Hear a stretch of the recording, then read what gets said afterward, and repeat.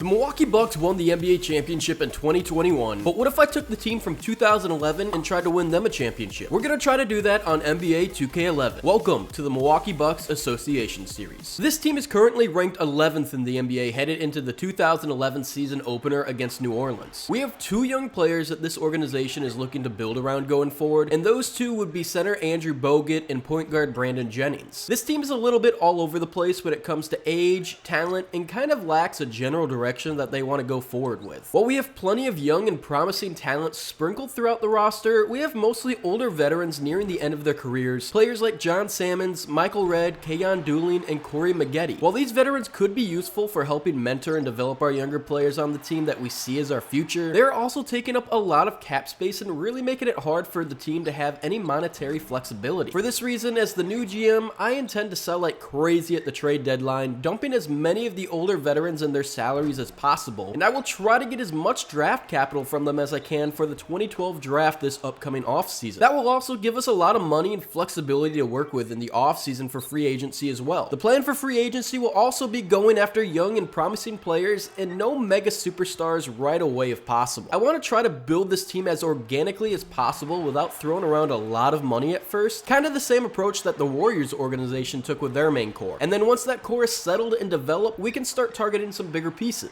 The goal is to have this team win a championship in no less than 5 to 6 seasons after taking over control of them. It'll be a lot of hard work to do that, but I think it's possible as this team has a good young starting core for what we want to do going forward with them. And what is probably the most exciting part of this franchise is that our options are going to be completely open going forward. Even with Bogut and Jennings, I think we can afford to upgrade any position that is available for us to do so, and we can bring in any player we want to develop that we think will help this team going forward to the future. And so far, things were off to a good start for us in our first game with this team, as we'd beat the Hornets on opening night and would follow it up with 2 more wins to end October. We were off to a hot start so far this season, and we wanted to continue that streak here at home tonight. I'll admit, I definitely didn't think we'd get off to a 3-0 start to start the season, but hey, I'm definitely not going to complain, especially if we can keep up this level of play. It is early on in the season though, so we do have to keep our expectations based in reality. And the truth is, yes, we're probably not even going to make the playoffs here in this first season with the Bucks. And for me, that's totally okay because we need a really good draft position for ourselves in the offseason. Without good capital in the draft this offseason, it's going to be really hard to build this team through the draft. And as we talked about earlier this episode, that's how we want to build this team. So even though we are off to a hot start, I'm definitely not going to be worried or upset if things slow down for us throughout the season. We were in a tight one here against Portland at home, our second home game of the season so far. Corey Maggette coming up with a big play there for us as he is currently playing through an injury. That is the type of leadership that we do like to see from these veteran players on our team, as they are leading by example for the younger players like Bogut and Jennings. But like we did discuss earlier in the episode, we are going to be looking to trade them all at the deadline. But for now, their experience and leadership on this team has been invaluable, and I'm really hoping that it rubs off on our younger players so they can later become the leaders of this team. We were getting down to crunch time here as we were up by 1, but we're going to turn the ball over on the inbounds and Nick Batum will slam it down. In what was once a 7-point lead is now only a 1-point lead for us, as we would send Marcus Camby to the free throw line, and he would end up knocking down both free throws. And now Portland would have a 1-point lead over us as Andre Miller would find Brandon Roy, and he would extend this lead to 3, and he was looking to extend it again, and he would. We'd have time for one last play here off the inbounds, Corey Maggette to tie it up. That would be no good. So we would end up losing this one to Portland here at home, and that would send us on a cold streak as we'd go 2-8 in our last 10 games. We had a chance to get back in the win column this game against the Cleveland Cavaliers, as they were currently ranked as one of the worst teams in the NBA coming into this season. LeBron James had just left them this previous offseason to team up with the new Big Three down in Miami, so we wanted to take advantage of this weakened team in our division to try to get some more games in the win column for us. To my surprise though, this was a pretty well contested game throughout the first quarter as their offense had really showed up today, and it wasn't until the very last shot of the first quarter that we would finally get our first lead over this Cavs team tonight. Once again though, their offense had come to play tonight for them, and they were still keeping it a close game throughout the second quarter, and we were having a really tough time pulling away from them. Even though that was the case, our offense wasn't struggling to put up any points against their defense, and finally we started getting on a bit of a hot streak and gaining some momentum that would hopefully carry throughout into the second half. That momentum was killed right away though, as Langston Hughes would come out and drill this deep 3-pointer for Cleveland to start the half, and he would continue knocking down shots for the Cavs, bringing it back back to a 2-point game for them. Corey Maggette decided enough was enough though and tried to reverse course of the momentum by slamming this ball down along the baseline, and then Andrew Bogut would go to work against Anderson Varejao in the post for 2 more points in the paint. The momentum had shifted for us and reached an all-time high in the second half with this 3-ball from John Salmons, and we would almost kill all the momentum we had gained here with a turnover, but thankfully we recovered and turned this sequence into 2 points for us. Even though things were looking promising, it was still a closely contested game here in the fourth quarter, and if we wanted to win this game, we couldn't be giving up easy buckets in the paint like this to the Cavs offense. Mo Williams would come up clutch for the Cavaliers and knock down this huge 3-point shot over 2 defenders and one of his own teammates, but Brandon Jennings wasn't going to let that turn the tides for the Cavs as he would come down the court and confidently knock down a mid-range jumper for us. Somehow though, Langston Hughes kept coming up big time for his team as he would knock down this ridiculous 3-point shot from way beyond the arc, and if we wanted to stay alive in this game and win on the road, Brandon Jennings would have to knock down both of these free throws, which he would. Those 2 free throws would secure the win for us as Jennings would knock down 1 more 3-pointer for good measure, and our team was finally back in the win column tonight. Before we hop into the last game of November against Charlotte, let's take a look at the top 3 prospects in this upcoming NBA draft. This year's projected top pick is small forward Marion Warren, and this junior from Clemson is an unstoppable offensive machine who is drawing comparisons to be the next possible LeBron James, but for his size, his lack of rebounding ability is concerning to some scouts. The projected second pick is sophomore point guard Randy Harper from Kansas State, and while he isn't much of a scorer, he is a great facilitator and draws comparisons to a Steve Nash type of point guard. And what he lacks in scoring ability, he makes up for with being a lockdown defender. In the third projected pick in this year's draft is Josh Tate, an all-around shooting guard from Marquette University, and this senior might be the best all-around prospect in the draft. Offensive ability and a 3-point shot, you got it. Lockdown defensive abilities, you also got it. These skills have him being compared to Ray Allen, and some might even consider him going number 1 instead of Marion Warren this year. So those are your top 3 prospects headed into this year's draft. Next episode, we'll take a look at some of the prospects that we've been scouting. Now, let's get back to the game. We wanted to end this month on a good note against another weak Eastern Conference team in the Bobcats, but early on in this game, they were showing us that maybe they weren't the team we thought they were. Their offensive game plan was to attack the paint and our interior defense, which was one of our glaring weaknesses so far this season. And it seemed to be working for them as they were staying in it and trading leads with us throughout the first quarter. I'm really excited to dive into our team scouting next episode, as I have already touched on one of our big issues that we need to address, and that is the interior defense and overall rebounding ability of this team. Our lack of inside defensive presence has been allowing teams like the Cavs did last game and the Bobcats tonight to really keep games close with us by just attacking the paint possession after possession each time down the court. And if they miss a shot, well, they have a good chance at out-rebounding us for second chance points anyway. So that is something that is definitely going to have to change this offseason for us, but this play right here might change our current season for us, as our star point guard Brandon Jennings would end up going down with an injury on that shot. Hopefully it is nothing serious, because I would hate for our star young point guard to lose out on this valuable season that's meant for him to develop into our team leader. Thankfully though, the training staff will have an injury report ready for us once we start the second half of play tonight, and the report came back to us from the medical staff, and thankfully it wasn't worst case scenario for us, as Brandon Jennings would only be out the next 1 to 2 weeks with a lower back sprain, which wasn't super serious. So until he returned then, Keon Dooling would be our new starting point guard for the next few weeks. We were halfway through the third quarter and Charlotte was still exposing our horrendous interior defense ability, and because of that, they would extend it to an 8-point lead over us headed into the fourth quarter. Offensively, we were doing just fine, but defensively, we needed to step it up if we wanted to win here tonight in front of the home crowd. Keon Dooling must have known that it was his time to shine tonight with Brandon Jennings out with his injury, so he would knock down some big shots for us late in the fourth quarter and get the momentum swinging back our way. But once again, our interior defense was letting us down and letting the Bobcats attack the paint and score at will. Dooling was doing everything he could offensively to keep us in the game down the stretch, but as they say, defense wins championships, and we had none of it here at home tonight, and Charlotte would walk away with a victory because of it. So with that loss, we went right back to work at practice the next day, as we were currently sitting at 7-10 headed into November. The first month of our season had its ups and downs, but I really like the potential we've seen in Brandon Jennings so far, as he was averaging 17, 5, and 2 in this first month of play. Hopefully we'll be able to still do well next month without him, as he'll be recovering from his injury.